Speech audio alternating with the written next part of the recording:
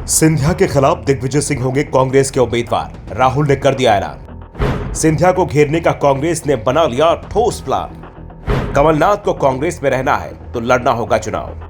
कांग्रेस की पहली सूची से साफ संकेत मिल गए हैं कि कोई भी नेता ये नहीं कहेगा कि वो संगठन का काम कर रहा है।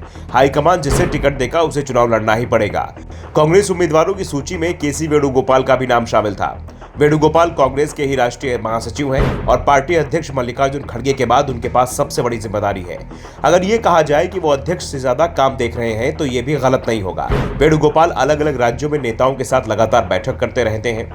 उसके बावजूद भी उन्होंने चुनाव लड़ने के सवाल पर पार्टी से इंकार नहीं किया और चुनाव लड़ने को तैयार हो गए। इसके बाद राहुल गांधी ने साफ कर दिया है कि पार्टी के हर दिग्गज नेता को चुनाव लड़ना होगा।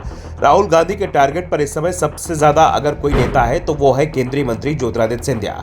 राहुल ने पहले तो प्रदेश कांग्रेस से गुना सीट पर किसी मजबूत उम्मीदवार को खोजने के लिए कहा, लेकिन जो नाम सामने आए हैं उनसे राहुल गांधी ये खुश नहीं है। इसके बाद उन्होंने दिग्विजय सिंह से साफ कह दिया कि उन्हें गुना सीट से चुनाव लड़ना है।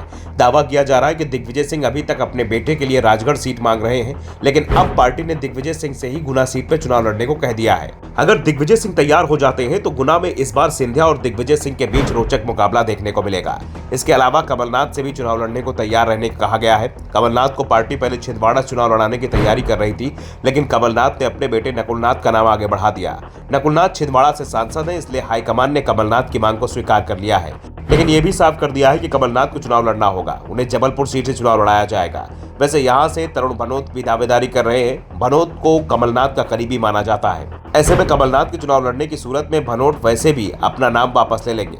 प्रदेश कांग्रेस के अध्यक्ष जीतू पटवारी को पार्टी इंदौर सीट से चुनाव लड़ाने की तैयारी में है। पटवारी विधानसभा का चुनाव हार गए थे। वैसे इंदौर सीट पर बीजेपी 1984 के बाद से आज तक हारी नहीं है। ऐसे में पटवारी के लिए यह मुश्किल सीट होने वाली है, लेकिन यह साफ है कि अगर पार्टी पटवारी को टिकट देती है तो चुनाव लड़ने को तैयार है। इसी तरह से नेता विपक्ष उमा सिंघार को लेकर कहा जा रहा है कि उन्हें धार सीट से चुनाव लड़ने को कह दिया गया है और सिंघार ने प्रचार भी शुरू कर दिया है। इसके अलावा कांग्रेस पार्टी ने खंडवा से अरुण यादव और रतलाम से कांतिलाल भूरिया, सतना से अजय सिंह, राहुल भैया को टिकट देने तय कर दिया है।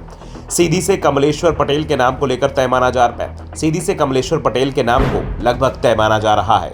मंडला लोकसभा सीट से कांग्रेस ओंकार मरकाम को उम्मीदवार बनाने की तैयारी में है। भोपाल से पहले सुरेश पचौरी का नाम चल रहा था, लेकिन पचौरी बीजेपी में चले गए हैं, इसलिए पार्टी भोपाल सीट से नए और दमदार उम्मीदवार की तलाश कर रही है। साफ है, कांग्रेस हाईकमान ने अपने सभी दिग्गजों को संदेशा भेज दिया है कि लोकसभा चुनाव में सभी को मैदान में उतारा जाएगा। राज्यसभा के रास्ते राजनीति करने वालों के लिए अब दरवाजे बंद कर दिए गए हैं। राज्यसभा का टिकट उसी को मिलेगा जो लोकसभा चुनाव लड़ने की भी हिम्मत रखता हो।